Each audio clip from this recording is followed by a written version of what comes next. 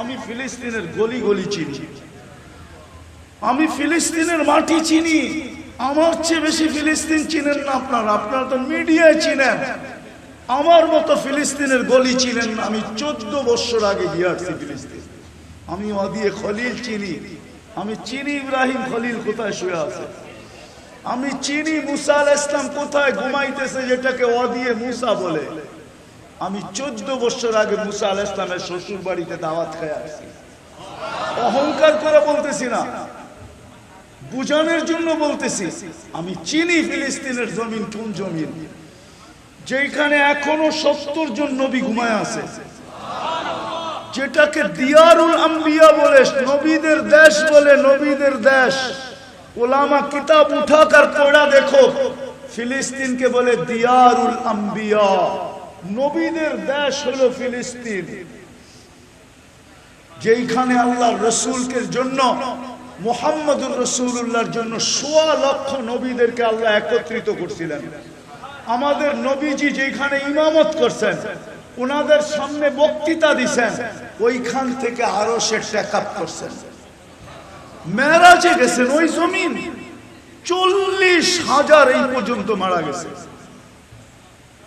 দুনিয়ার সবচেয়ে বেশি আবাবিলের বসবাস ফিলিস্তিনে। দুনিয়ায় যত আবাবিল আছে এর চেয়ে বেশি আবাবিল আছে ফিলিস্তিনে। বিশ্বাস হয় না? না মনে হয় বুজুর্গ হবে না, আমি তো দেখে আসছি চোখে। ফিলিস্তিনে কিন্তু আবাবিলকে আল্লাহ হুকুম দেন না, তো দেন না কেন? আবাবিলকে হুকুম দিলেই তো পারেন। আল্লাহ তো দৃষ্টান্ত দুনিয়াতে দেখাইছেন, কাসফিম মাকুল, হাতির উপরে মারতে দেরি, পাউডার হইতে দেরি হয় না। পাথর তো কয়েক টন ওজন ছিল না। হুজুররা বলুক না কতটুক পাথরের ওজন ছিল। একটা মটর ডাইলের সমান পাথর ছিল। বুট ডাইল আছে না, বুট, একটা বুটের চেয়ে ছোট পাথর ছিল।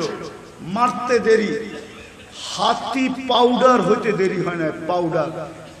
ওই আবাবিল তো এখনো রাখা আছে, কিন্তু পাঠান তো না, পাঠান তো না, পাঠান না কেন?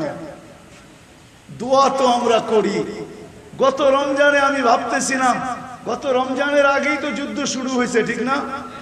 গত রমজানে আমি ভাবতেছিলাম মনে হয় এইবার 2 ঈদ হবে, একটা ফিলিস্তিনের স্বাধীনতার ঈদ আর একটা আমাদের রোজার ঈদ। আপনি বলবেন কেন? কেননা 2 হেরেমে যে কান্না দেখছি আমি, কান্না, আমার জীবনে এরকম চোখের পানি আমি 2 হেরেমে দেখি নাই।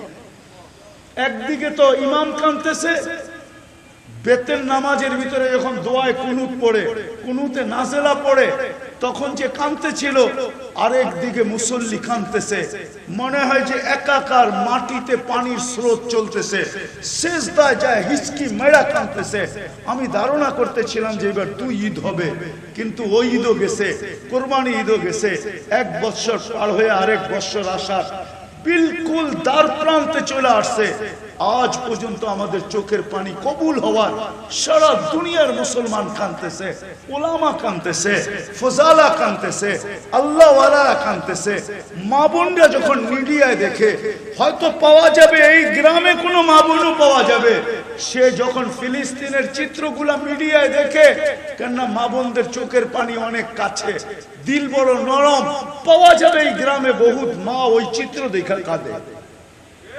কসম খোদা, 5 তারিখে আমি ছিলাম না, আমি জুলাইয়ের 18 তারিখে বাংলাদেশ থেকে গেছি। আমি প্রথম গেছি লন্ডন, ইংল্যান্ড আমার সফর ছিল। 5 তারিখ ওই দিন আমি সকালবেলা ফজরের পরে আমার ফ্লাইট ছিল কানাডায়। আমি প্লেনে ছিলাম, 8 ঘন্টার ফ্লাইট ছিল। 5 তারিখে নামার পরে আমি দেশের অবস্থার খবর পাইছি। কিন্তু এখন যখন আমি চিত্রগুলা দেখি, আজ পর্যন্ত একটা চিত্র আমি 10 সেকেন্ড দেখতে পারি না, আমার ভিতরে সয় না। চিত্রগুলা দেখলেই, গুলিগুলা দেখলেই, লাশগুলা দেখলেই, রক্তগুলা দেখলে আমি মানুষ হিসাবে বলি, কসম খোদার আমি চিত্র দেখতে পারি না। ওইখানেও দেখতে পারতাম না, ওইখানে তো মিডিয়া ছিল চালু, কিন্তু দেখতে গেলেই আমার ভিতর থেকে ফাইটা আসতো। কেননা বাচ্চা কাচ্চা সব রেখা চলে গেছে, আমার সফর ছিল। তো আজকে ফিলিস্তিনের চিত্র দেখলো আমাদের চোখে পানি আসে। কিন্তু উপর থেকে কবুল হয় না কেন? আল্লাহকে যদি প্রশ্ন করি, আল্লাহ আপনার বন্ধুর সাথে তো আপনার অঙ্গীকার ছিল, আপনি তো মৃত্যুর সময় যখন আল্লাহর রাসূল কাঁদতেছিলেন, মুহাম্মদুর রাসূলুল্লাহ সাল্লাল্লাহু আলাইহি ওয়াসাল্লাম যখন কাঁদতেছিলেন, তো জিবরিল জিজ্ঞাসা করছে কাঁদেন কেন? এখন তো আল্লাহর সান্নিধ্যে চলে যাবেন। তো বলছে জিবরিল ফামান লিবাদি লি উম্মতি, আমার পরে আমার উম্মতকে কে দেখা রাখবে? লানত আমাদের জিন্দেগির উপরে।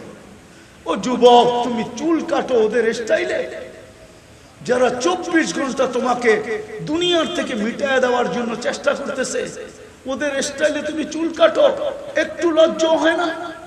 বুঝলাম তুমি ওদের রূপে রূপান্তরিত হওয়ার কারণে আমাদের মা বোনরা, আমাদের যুবতীরা, আমাদের যুবকরা, আমাদের শিক্ষিতরা, আমাদের ধনাঢ্যরা, আমাদের সমাজের সুশীল সমাজরা, ওরা ওদের সাজে সাজে। বুঝলাম ওদের সাজে সাজার কারণে যদি আমাদের ছেলেরা ইউরোপ এমবেসিতে দাঁড়াইলে 1 টাকা ছাড়া যদি ভিসা পাইতো, ইউরোপ যাইতে হইলে তো 30-40 লাখ টাকা দিতে হয়, আমেরিকা যেতে হলে তো 50 লাখ দিতে হয়। কত ছেলেরই তো কবর হয়ে গেল, লিবিয়ার থেকে ইটালিতে যাওয়ার পথে সমুদ্রের ভিতরে কবর হয়ে গেল। আজকেও জানাজা হয়েছে একটা আপনার এলাকায়, তোমাদের একটু লজ্জা করে না?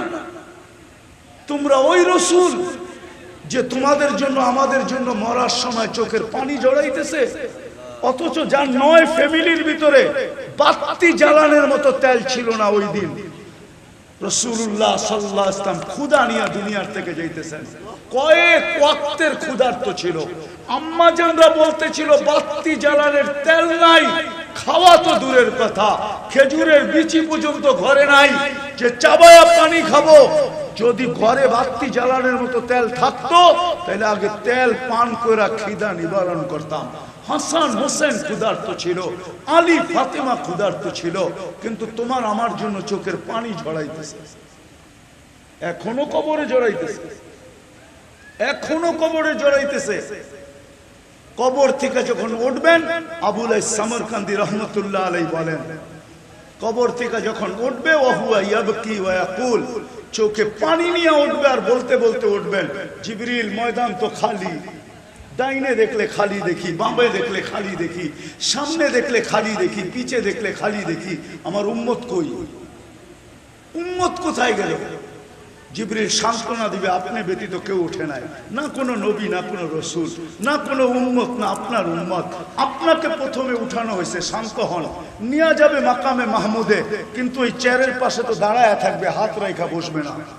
অথচ আমার সমাজে তো একটা ইউনিয়ন পরিষদের চেয়ার পাওয়ার জন্য মরতে রাজি, মারতে রাজি, মাকে মার কুল খালি করতে রাজি, তাজা রক্ত ঢালতে রাজি, নববধূকে বিধবা করতে রাজি, ছোট ছোট বাচ্চাদেরকে এতিম করতে রাজি।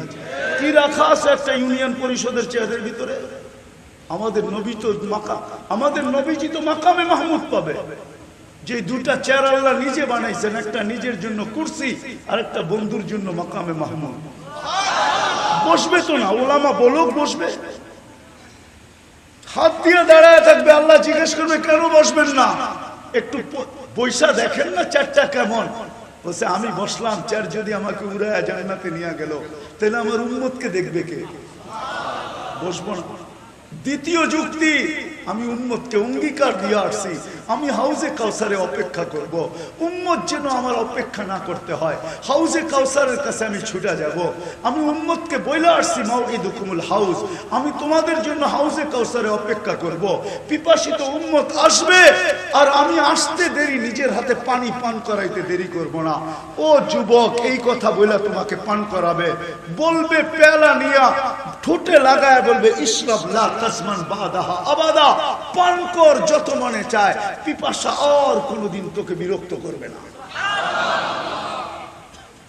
দ্বিতীয়, আমি ছুটবো মিজানের কাছে, যদি পাল্লা না ঝুঁকে আমার উম্মতের, তা আমি ওইখানে হাত উঠায় দিব, কেননা আপনার প্রতিশ্রুতি সালতুতা, আমি চাইলে নাকি দিবেন, শাফি তু শাফা, আমি সুপারিশ করলে নাকি মঞ্জুর করবেন। আপনি আমাকে অঙ্গীকার দিয়েছেন দুনিয়াতে থাকা অবস্থায়, লা ইউখজিকা ফি উম্মতিক, আপনার উম্মতের ব্যাপারে আমি আপনাকে লজ্জিত করব না। আমার উম্মতের পাল্লা যদি সামনে না ঝুঁকলো, তো এখনই তো মাইকে ঘোষণা হবে মুহাম্মদুর রাসূলুল্লাহ সাল্লাল্লাহু আলাইহি ওয়াসাল্লামের অমুক নামের বাপের নাম এটা, দেশ এটা, এলাকা এটা, সে চিরদিন অসফলতা অর্জন করছে, চিরদিনের জন্য অসফলতা অর্জন করছে, সে দোজখের অধিকারী হয়ে গেছে। তো আমার চেহারাটা থাকবে তো থাকবে কোথায়? চতুর্থ, আপনি বলছেন আমাকে রাজি করে ছাড়বেন, আমি অঙ্গীকার দিয়ে আসছি দুনিয়াতে, যেদিন অদ্দোহা নাজেল হয় ওই দিন অদ্দোহার ভিতরে আছে সাউফা ইউতিকা রাব্বুকা ফাতারদা, এই আয়াত যখন নাজেল হয় তো আমাদের নবীজি জিবরিলকে থামায়া বলছে, জিবরিল, আল্লাহ তো বলতেছে আমাকে রাজি করবে, তোমাকে সাক্ষী রাইখা বলতেছি লান আরদা, আমি কখনো রাজি হব না, হাত্তা ইয়াকুনা ওয়াহিদ মিন উম্মতি ফিল নার, আমার একজন উম্মত দোজখে থাকাকালীন আমি আল্লাহর উপরে রাজি হব না, না, না। আমি মিজানের কাছে দৌড়াবো, ওইখান থেকে পলসেরাতে যাব, উম্মত যদি পার না হইতে পারে তাহলে দুরুদের গাঠটি মাথায় দিয়া পার করায়। অথচ শুক্রবার আসে আর যায়, নবীর আদেশ ছিল শুক্রবারে আমার উপরে বেশি বেশি দুরুদ পড়ো, কিন্তু এইখানে কয়জন পাওয়া যাবে যে শুক্রবারে 200 বার দুরুদ পড়ে? কয়জন পাওয়া যাবে বলেন? অথচ শুক্রবার তো 24 ঘন্টা, বৃহস্পতিবার দিন সূর্য ডুবার থেকে নিয়ে শুক্রবার সূর্য ডুবা পর্যন্ত 24 ঘন্টা। 24 ঘন্টায় এমন যুবক তো নাই যে 24 ঘন্টায় 24 বার দুরুদ পড়ে। বলো হাত উঠায়া যে আমি শুক্রবারে 24 বার দুরুদ পড়ি, পার ঘন্টা একবার। কোনো মা বোন বলো, হায় যে রসুল আরো সে আমাদেরকে ভুলে নেয়। বিদায় আমি কথা গুছায় নিয়ে আসতেছি শেষ জায়গায়। দুনিয়ায় মানুষ হাজারো জিনিস দেখে। আমার প্রশ্ন হলো, বাবা উচিত যে আল্লাহর কাছ থেকে আসছি আর যেখানে চলে যাব, কোন চেহারা নিয়ে দাঁড়াইলে আল্লাহর কাছে আল্লাহ আমাকে চিনবে, পরিচয় দিবে, পরিচিতি দিবে, ইজ্জত দিবে, সম্মান দিবে, চির শান্তির জায়গা জান্নাত দিবে? কোন চেহারা নিয়ে গেলে, কি নিয়ে গেলে দিবে, কোন পরিচয় নিয়ে গেলে দিবে? চিন্তা করেন এটাকে। চিন্তায় রাস্তা খোলা দিবে, চিন্তা না করলে রাস্তা খুলবে না। যে কালকে আল্লাহর কাছে কি নিয়ে যাব, কি নিয়ে গেলে আমি পরিচয় পাব। বেশি কিছু লাগবে না, ওটার জন্যই তো মুহাম্মদুর রাসূলুল্লাহ সাল্লাল্লাহু আলাইহি ওয়াসাল্লাম আসছেন। এই উম্মতকে দুটা জিনিস নিয়ে গেলেই হবে, একটা হলো ঈমান, একটা হলো আমল। কি? ঈমান আর ঈমান আর ঈমান আর এটা শিখতে হবে। আর শিখার জন্য আলহামদুলিল্লাহ আমি জানি বাংলাদেশের জমিনের মতো জমিন আমি পাই নাই। কোরিয়া আমার 103 নম্বর দেশ ছিল, 103 নম্বর। কয় নম্বর? আমি অহংকার করে বলতেছি না, আমি দুনিয়ার ঘোরার আলোকে বলতেছি। বাংলাদেশের মতো এরকম পরিবেশ দুনিয়ার কোথাও নাই। শিখার জন্য, জানার জন্য, বুঝার জন্য, করার জন্য বাংলাদেশের মতো এত সুন্দর পরিবেশ দুনিয়ার কোথাও নেই। মক্কা, মদিনা, বাইতুল মুকাদ্দাস ভিন্ন, এই তিনটাকে নিয়ে তুলনা হয় না। এই তিনটা ব্যতীত দুনিয়ার কোনো দেশ বাংলাদেশের সাথে তুলনা করতে পারবে না। ওই পরিবেশ এই দেশে আছে, হক্কানি আলেম আছে, আল্লাহওয়ালা আছে। আমি জানি আপনাদের পুরা রায়পুরা হাজার হাজার বড় বড় আলেম আছে না? নাই? কয় হাজার আলেম আছে রায়পুরায় জানেন? কয়টা মাদ্রাসা আছে বড় বড়? দাওরায়ে হাদিস একটাও নাই। কয়টা আছে? 8-10টা দাওরায়ে হাদিস মাদ্রাসা আছে একটা থানা। অথচ বাংলাদেশটা নিউ ইয়র্কের সমান না। নিউ ইয়র্ক বাংলাদেশের 4টার সমান। 4টা। কয়টা? ওটা শুধু একটা প্রদেশ। বাংলাদেশটা ছোট একটা দেশ, এটার ভিতরে 64টা জেলা। আবার প্রত্যেকটা জেলার ভিতরে 4টা 5টা 8টা 9টা থানা, ঠিক না? এইবার ভাববেন আপনার রায়পুরা থানাটা কত বড়, ঠিক না? রাশিয়ার সমান হইব, ঠিক না? আচ্ছা অতটুক না হোক, ইন্ডিয়ার সমান বড় তো হইবই, ঠিক না? যেটাকে বলে ব্যাঙ্গের লাপের 1 লাপও না, ঠিক না?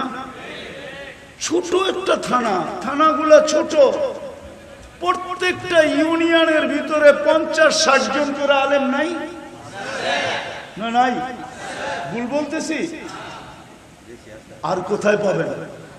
এদের কাছ থেকে শিখেন যে আমি কিন্তু কালকে এই চেহারাটা নিয়ে যেতে হবে।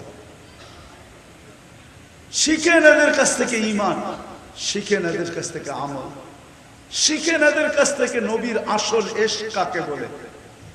শুধু মুখে আশেক বললে চলবে না, আসল আশেক কাকে বলে ওটা শিখেন। আমি বিরোধিতা করতেছি না, আসল আশেক কাকে বলে চিনেন, শিখেন, শিখেন, তাইলে দেখবেন ইনশাআল্লাহ আপনি আশেক হবেন। আপনাকে মরার আগেই দেখা দিবে, কবরে যাওয়ার পরে যখন জিজ্ঞাসা করবে এই ব্যক্তি কে, তখন আপনিও হাসবেন, উনিও হাসবে। ফেরেশতা বলবে হাসে কেন, জবাব দেয় না কেন? কেননা পরিচিত লোককে যদি আরেক দুইজনই যদি পরিচিত হয়, তৃতীয় ব্যক্তি যদি আইসা বলে একে চিনেন, একে চিনেন, তো দুইজনেই মুস্কি মুস্কি হাসে যে আমরা তো আগের থেকেই পরিচিত। তুমি আবার কি জিগাও একে চিনেন, একে চিনেন? তো রাসূলুল্লাহ সাল্লাল্লাহু আলাইহি ওয়াসাল্লাম দুনিয়াতেই দেখা দিবে, কবরে যখন প্রশ্ন করবে তো আপনিও হাসবেন, উনিও হাসবে, বলবে দুইজনই আগের থেকে পরিচিত, তুমি জিগাও তো জিগাও কি? এই জন্য শিখেন, শিখবেন, আলেম ওলামার থেকে শিখবেন তো, পাক্কা ওয়াদা? হ্যাঁ, কিন্তু সবচেয়ে বড় ওয়াদা হলো আজকের থেকে নামাজ ছাড়বো। পাক্কা? হাত উঠাইতেছে না সবাই। একটা কথা শুনে শেষ করতেছি, আপনি না পড়তে পারেন, আব্দুল কাদের জিলানীকে চিনেন? কে? আরে বলেন না কে? হ্যাঁ, শুধু বড় পীর? এতটুকুই জানেন আব্দুল কাদের জিলানী শুধু বড় পীর?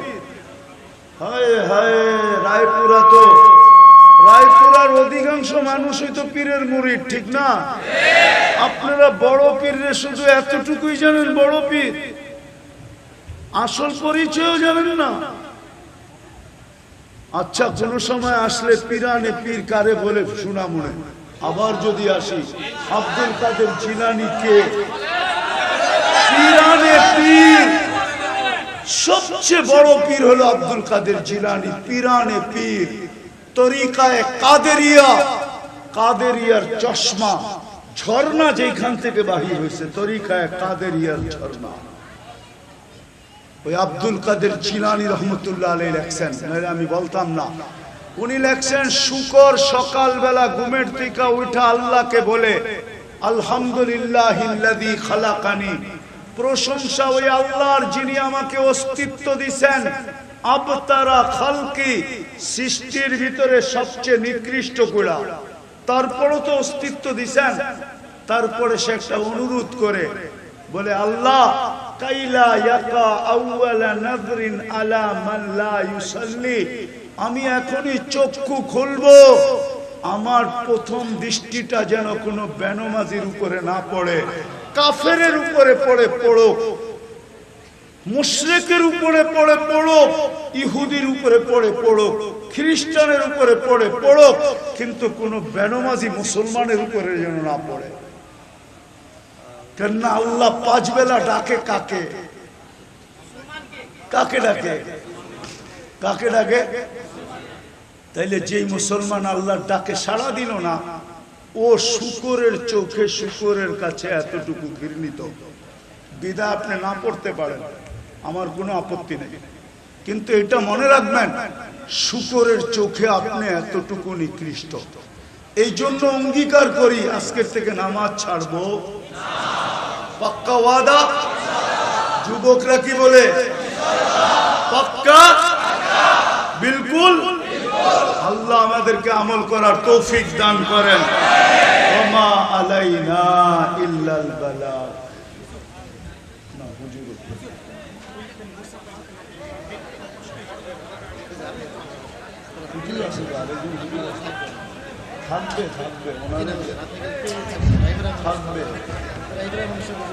আল্লাহুম্মা লাকাল হামদ কামা ইয়ানবাগি লিজালালি ওয়াজহি ওয়া আযীমি সুলতানি। আল্লাহ বলার পর্ব ছিল শেষ, শোনার পর্ব ছিল শেষ, ভিক্ষার পর্ব চলতেছে। আল্লাহ যতটুকু বলতে পারছি ভুল ত্রুটি হলে মাফ করে দেন।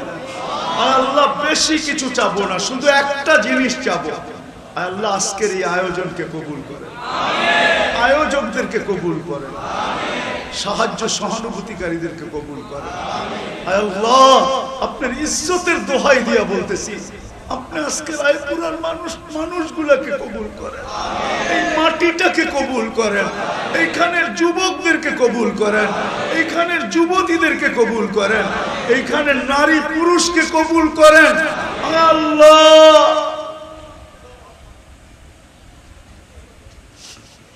দুনিয়াতে শত পরিবেশ দেখছি আমি, আল্লাহ ওই পরিবেশের গুলার মতো রায়পুরার পরিবেশটাও বানায় দেন।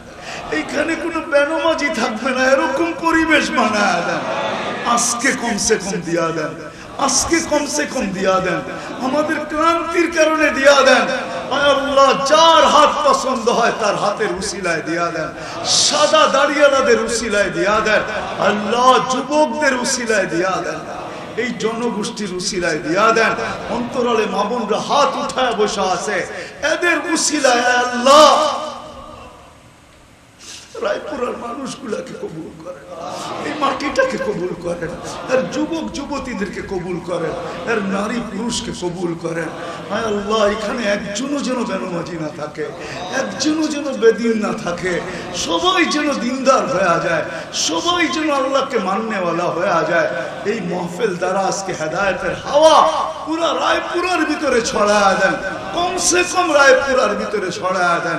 আজকে যদি এটা কবুল হয়ে থাকে, এর উসিলায় এই এলাকার মাটির নিচে যারা শায়িত আছে সবাইকে মাফ করা দেন। বিশেষ করে এই মাহফিলের সাথে শ্রোতা হিসাবে হোক, আয়োজক হিসাবে হোক, সাহায্য সহানুভূতিকারী হিসাবে হোক, এদের আত্মীয় স্বজন যারা কবরে শুয়ে আছে সবাইকে মাফ করা দেন। আল্লাহ যার যে পেরেশানি আছে দূর করে দেন, প্রয়োজন আছে মিটা দেন, অসুস্থ আছে শেফায়ে কামেলা আজেলা দায়েমা মুস্তামিরনা নসিব করেন। এই যুবকদের এই আয়োজন কিয়ামত পর্যন্ত কায়েম আর দায়েম রাখেন, কিয়ামত পর্যন্ত কায়েম আর দায়েম রাখেন। যা চাইতে পারলাম তাও দেন, যা চাইতে পারলাম না তাও দেন। আল্লাহ আল্লাহ এই আয়োজনকে আবারও বলতেছি আপনি কবুল করেন, এর উসিলায় ফিলিস্তিনকে জয়যুক্ত করেন,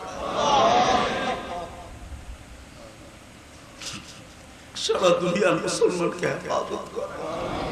বেশক আল্লাহ আমরা আপনারও লাজ রাখি না, আপনার বন্ধুরও লাজ রাখি না, আপনারও ইজ্জত রাখি না, আপনার বন্ধুরও ইজ্জত রাখি না। বেশক আমরা মায়ের পাওয়ার যোগ্য, আমরা আসামি, কিন্তু মালিক ও মালিক আপনি আমাদেরকে শাস্তি দেন, তাতে কিছু আসে যায় না। আর দুশ্মনের হাতে আমাদেরকে শাস্তি দিয়েন না, দুশ্মনের হাতে আমাদেরকে আর বেইজ্জত করেন না, দুশ্মনের হাতে আমাদের মা বোনদেরকে আর বেইজ্জত করেন না, শিশুদের রক্ত আর দুশ্মনদের হাতে ঝরায়েন না। আপনি পিটান পিটান, আপনি শাস্তি দেন দেন, আপনার অধিকার আছে, কিন্তু অন্যের হাতে আমাদেরকে মার খাওয়ায় না। আপনি তো আমাদেরকে পড়তে শিখাইছেন গায়রিল মাগদুবি আলাইহিম ওয়ালাদ-দাল্লিন, আমরা প্রত্যেক রাকাতে আপনার কাছে আশ্রয় চাই। আল্লাহ এদের হাতে আমাদেরকে কেন মার খাওয়াইতেছেন? স্বীকার তো করলাম আমরা আপনার ইজ্জত রাখি নাই, আপনার হাবিবের ইজ্জত রাখি নাই, লাজ রাখি নাই, আপনাকে মানি না, মানতে পারতেছি না, আপনার হাবিবকে মানি না আমরা। আয় আল্লাহ আমরা মায়ের পাওয়ার যোগ্য, মায়ের আমাদের কপালে লেখা, কিন্তু আপনি পিটান, যত পারেন পিটান, অন্যের হাতে আমাদেরকে মারি খাওয়ায় না। আল্লাহ যা চাইলাম তাও দেন, যা চাইতে পারলাম না তাও দেন। সাল্লাল্লাহু তাআলা আলা খায়রি খালকি মুহাম্মাদ ওয়া আলিহি ওয়া সাহবিহি আজমাইন বিরহমাতিকা ইয়া আরহামার রাহিমিন।